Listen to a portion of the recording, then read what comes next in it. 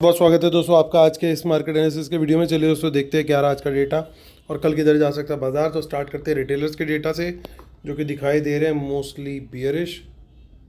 DIIs भी दिख रहे हैं मिक्स टू बियरिश। एफआईज दिख रहे हैं मिक्स टू बुलिश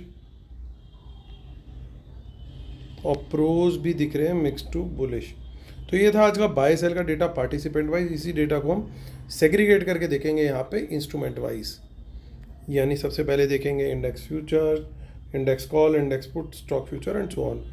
आज की जो बाइंग सेलिंग अभी हमने राइट मोस्ट कॉलम में देखी वो यहाँ पे दिखेगी हमें। इस कॉलम में एक दिन पहले की ओवरऑल क्या पोजीशन आज सुबह तक के लिए कैरी फॉरवर्ड थी वो दिखेगी इस कॉलम में। उसमें आज का बाय सेल एडजस्ट कर देंगे तो ओवरऑल क्या पोजीशन कैरी फॉरवर्ड हुई है कल तक के लिए वो दिखेगी इस कॉलम में। ये सब निफ्टी, बैंक निफ्टी, फिर निफ्टी और मिड कैप निफ्टी मिक्स्ड है। नंबर ऑफ लॉट्स यानी नंबर ऑफ कॉन्ट्रैक्ट दिए हुए हैं।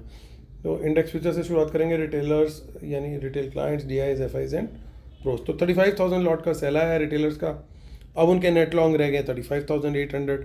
5,200 लॉट की बाइंग आई है डीआईज की, उनके शॉर्ट्स घट के रह गए 66,000 लॉट्स। 66,000 लॉट की, माफ़ कीजिएगा 26,000 लॉट की बाइंग आई है एफआईज की। अब उनके नेट लॉन्ग जो है वो 26,000 लॉट के आसपास ही हैं क्योंकि कल वो लगभग न्यूट्रल गियर में थे। 3,300 लॉट्स की बाइंग आई है प्रोज की, उनकी अब 4,100 लॉट ओवरऑल लॉन्ग में। रिटेलर्स की कॉल में सेलिंग आई है इंडेक्स कॉल्स में 1,90,000 लॉट्स की, अब 2,88,000 लॉट उनके अब ओवरऑल नेट सेल में है। टीआईएस का नो चेंज है, 2,000 लॉट इनके ओवरऑल लॉन्ग है। 1 लाख लॉट्स एफआईज ने बाय किए, उनके 1,76,000 लॉट ओवरऑल लॉन्ग में। 89,000 लॉट बाय किए प्रोज ने, 1,10,000 लॉट उनके ओवरऑल अब लॉन्ग में है। इंडेक्स पुट का डेटा देखें। इंडेक्स पुट में रिटेलर्स का 1,50,000 लॉट का बाय आया है, 5,02,000 लॉट अभी भी नेट सेल में उनका नंबर। 3,52,000 लॉट पुट लॉन्ग है डीआईएस के, कोई चेंज नहीं है इसमें। 51,000 लॉट पुट आज बाय करके गए एफआईज। 3,97,000 लॉट ओवरऑल उनके लॉन्ग में है। प्रोज ने अच्छी सेलिंग करी है 2,02,000 लॉट्स की, 2,47,000 लॉट ओवरऑल नेट सेल है इनका। और स्टॉक फ्यूचर्स में देखें तो अच्छी खबर आ रही है, 34,000 लॉट बाय की हैं एफआईज ने, 6,21,000 लॉट उनके स्टॉक फ्यूचर पहुंच गए। और रिटेलर्स को देखें तो रिटेलर्स स्टॉक फ्यूचर सेल करके गए लगभग 17,000 लॉट्स और 36,000 लॉट वो कॉल भी सेल करके गए और पुट बाय करके गए स्टॉक्स में 15,000 लॉट्स की। तो रिटेलर लगभग थोड़े बहुत बियरिश ही गए हैं स्टॉक्स में। चलते अब हम कैश मार्केट का डेटा देख लेते हैं। तो 2,252 करोड़ का डीआईएस का बाय है आज और लगभग 1,458 करोड़ का सेल आया डीआईएस का, माफ़ कीजिएगा एफआईएस का। तो यानी लगभग 800 करोड़ का रिटेलर्स का भी सेल आया है क्योंकि इन दोनों को जोड़ देंगे अगर हम तो टोटल लगभग 2,200 के आसपास का आ जाएगा। तो ये आज का कैश मार्केट का डेटा है। यानी रिटेलर जो है न सिर्फ एफ एंड ओ में बियरिश गए बल्कि कैश में भी थोड़ी बहुत सेलिंग ही करके गए। तो आज दोस्तों जो बाज़ार खुला क्या रहा उसका, तो उसको सबसे पहले रिव्यू कर लेते हैं। तो आज जो मार्केट खुली दोस्तों हमारे को आप लोग को याद होगा, उम्मीद ये थी कि डेटा क्योंकि बियरिश है तो बाज़ार को अगर सस्टेन होना है, और एसजीएक्स भी कल प्लस हमारा चल रहा था, गिफ्ट निफ्टी जब वीडियो बनाया था वो भी मैंने बताया था अराउंड 60-70 पॉइंट्स प्लस है, वर्ल्ड मार्केट भी प्लस है, तो चांसेस हैं कि गैप अप खुलेगी। लेकिन अगर बाज़ार ने ऊपर जाना है तो थोड़ा सा जिगजैग पैटर्न बनाए और फिर एक ब्रेकआउट दे।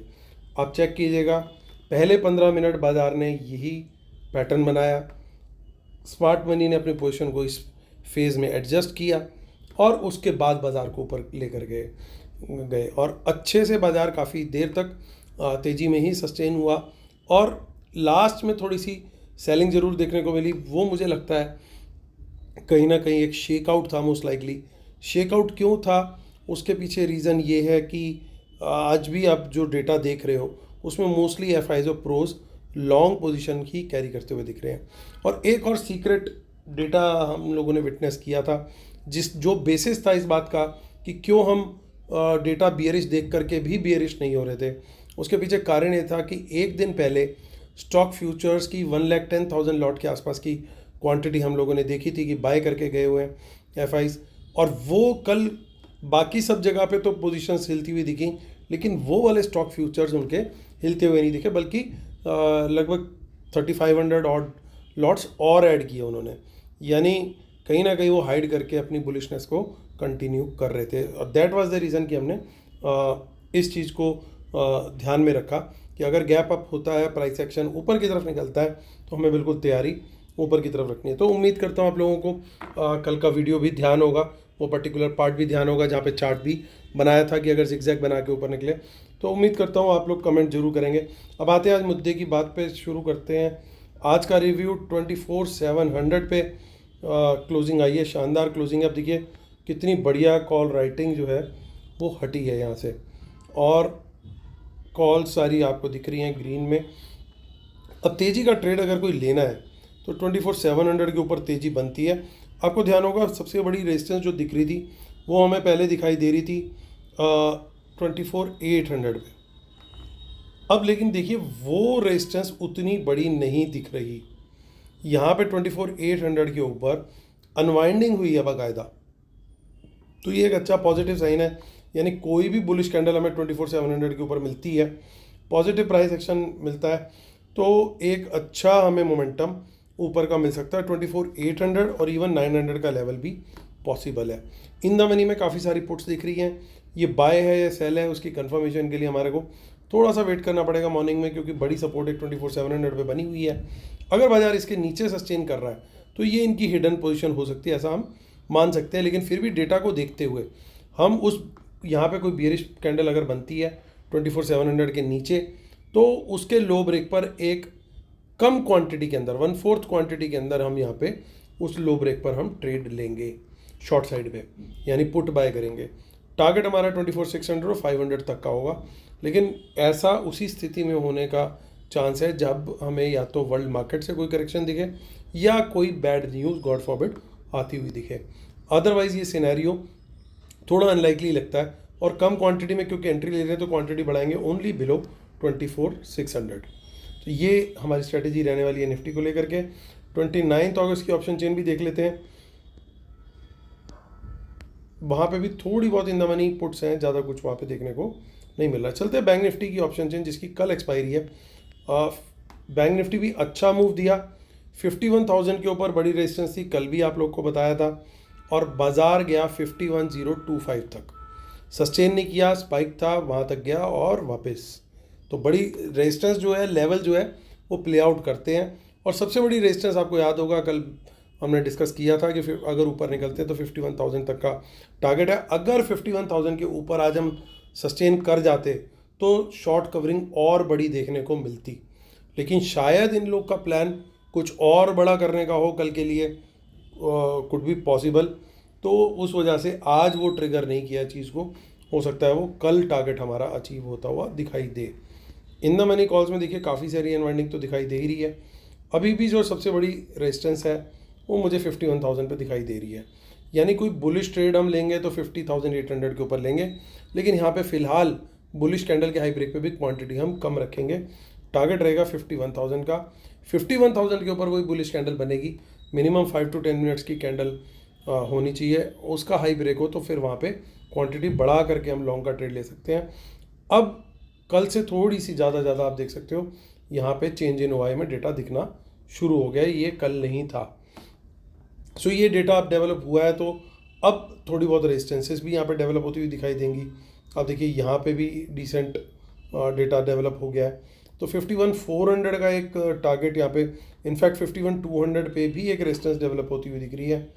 उसके बाद फिर 400 एंड 500 के लेवल्स पे रेजिस्टेंस है, बट 51,000 के ऊपर निकलता है तो सर्टेनली वहाँ पे क्वांटिटी हम बढ़ाने की सोच सकते हैं। इन द मनी में काफ़ी सारी पुट्स दिख रही है, अगेन सेम व्यू रखना पड़ेगा हमें।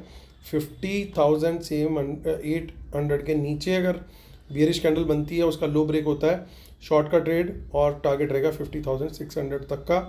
और उसके भी नीचे निकलते हैं तो फिर क्वांटिटी बढ़ा के शॉर्ट कर सकते हैं। इनफैक्ट क्वांटिटी बढ़ा के शॉर्ट करना वुड बी बेटर अगर हम 50,500 के नीचे निकलते हैं तो। उसके बाद जो है हर लेवल पे थोड़ी यहाँ पे सपोर्ट दिखाई दे रही है। एक डिसेंट सपोर्ट जोन है 50,300 से 500 का। इस जोन में से कहीं पे कोई एटलीस्ट एक 15, अगर बाई चांस ये जोन आ जाता है और यहाँ पे कोई 15 मिनट टाइम फ्रेम में इस जोन के बीच में 300 से 500 के जोन के बीच में कोई बुलिश कैंडल बनती है, उसका हाई ब्रेक होता है, तो वहाँ पे बाउंस पे हम बाय भी कर सकते हैं, क्योंकि बहुत स्ट्रॉन्ग सपोर्ट दिखाई दे रही है यहाँ पे।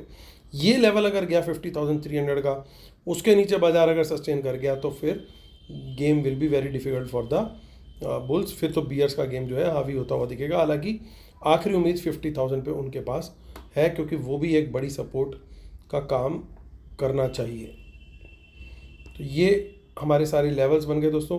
आगे की ऑप्शन चेन भी एक बार देख लेते हैं हम 28 अगस्त की। तो ज़्यादा कुछ खास यहाँ पे हमें नहीं दिख रहा है, तो हम चलते हैं कहाँ, फिन निफ्टी की ऑप्शन चेन में। फिन निफ्टी की आज एक्सपायरी हो चुकी है, तो अगली एक्सपायरी है 27 अगस्त। वहाँ पे देखते हैं 23178 पे मार्केट क्लोज हुआ है।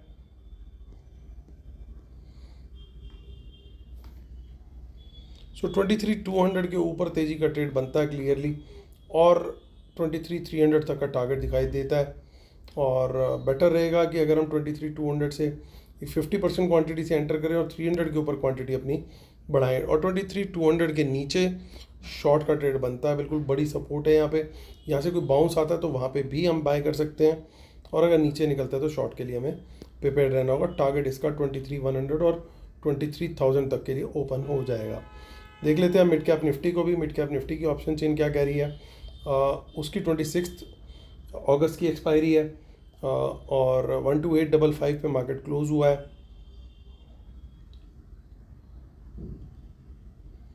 तो यहाँ पे दोस्तों ज़्यादा डेटा इतना डेवलप नहीं हुआ है अभी, बट 850 के ऊपर कोई तेज़ी का ट्रेड बनता है तो 900 तक का टारगेट हमें दिख जाएगा। अगर वो निकलता है तो फिर 13,000 भी पॉसिबल है। लेकिन अगर नीचे की तरफ देखें, सो बेटर रहेगा कि 850 के नीचे हम थोड़ी कम क्वांटिटी में शॉर्ट का ट्रेड लें, क्योंकि बड़ी सपोर्ट यहाँ पे आपको दिखाई दे रही है 800 पे। इसके नीचे अगर निकलता है तो फिर वहाँ पे क्वांटिटी बढ़ा के शॉर्ट करने का या पुट बाय करने का टारगेट ले सकते हैं हम। चलते हैं अब आगे, डिस्क्लेमर और रूल्स पढ़ लेंगे।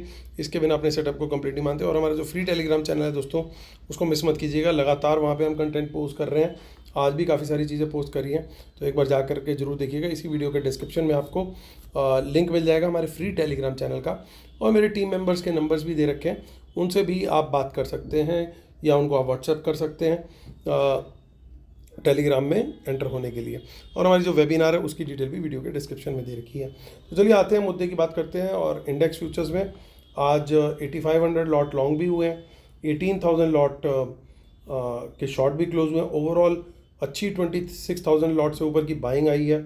लगातार ये ज़ीरो तक आ गया था, माइनस में आ गया था नंबर, वापस से शुरुआत हो गई है थोड़ी थोड़ी एडिशन की। हालांकि हमें कंफर्मेशन का वेट करना पड़ेगा 1-2 दिन और, कि लॉन्ग्स और कितने ऐड हो रहे हैं, तो वहाँ पे कॉन्फिडेंस बढ़ेगा।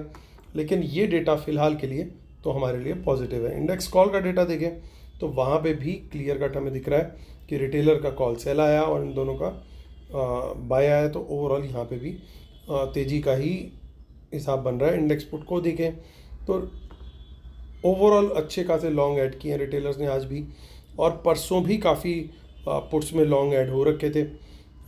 सो अगर 3 दिन का डेटा हम एक साथ देखें तो वो काफ़ी रिटेलर इस समय पुट हैवी हैं, और निफ्टी बैंक निफ्टी की सबसे ज़्यादा पोजीशंस होती है रिटेलर्स के पास। तो कल बैंक निफ्टी की एक्सपायरी भी है, तो उस लिहाज से अगर देखें तो ये डेटा थोड़ा सा डिफरेंट रीड करेगा, जो कि जितना दिख रहा है उससे ज़्यादा, क्योंकि बाइंग काफ़ी डिसेंट हुई है। हालांकि नेट बेसिस पे रिटेलर सेलर है। और आज की बात करें तो एफआईज आज अच्छी बाइंग करके गए ओवरऑल। सो एक मिक्स टाइप का व्यू बनता है अगर हम यहाँ तक कि ये पहले 4 सेल कॉल्स के और 3 सेल यहाँ पे देखें। लेकिन मेन जो चीज़ दिख रही है वो दिखाई दे रही है कि प्रोज की काफ़ी अच्छी पुट राइटिंग आई है।